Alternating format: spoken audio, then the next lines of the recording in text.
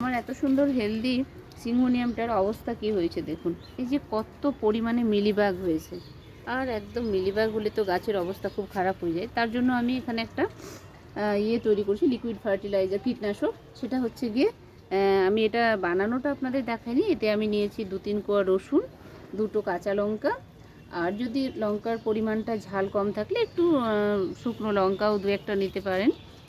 আর এটাকে গ্রাইন্ডারে গ্রাইন্ড করে তারপর হচ্ছে যে আমি ওর সাথে একটু মিক্স করেছি শ্যাম্পু। তারপরে এবার আমি আমার এই প্রত্যেকটা এতে স্প্রে করে দিচ্ছি। এখন ওই যে মিলিবাগের প্রত্যেকটা জায়গায় ভালোভাবে স্প্রে করে দিব। তাই এবারে এটাকে আমি পুরো গাছে স্প্রে করে দিব। দেখবেন এখন দিলে সকাল, আর এটা দেওয়ার নিয়ম হচ্ছে কি, এটাকে পুরোপুরি একদম সন্ধে সূর্য যখন অস্ত যায় বা একদম রাত্রে ভোরের দিকে দেওয়া, না হলে গাছের প্রচুর ক্ষতি হয়। গাছ কিন্তু মানে পুড়ে যেতে পারে।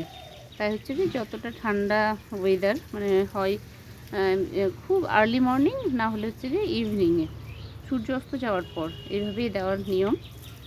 দিলে তারপরেই দেখবেন, আমি তারপরে দেখাবো আপনাদের, মিলিবাগগুলোর উপক্রম একেবারে কমে যাবে। এইভাবে বাড়িতে ট্রাই করে দেখবেন।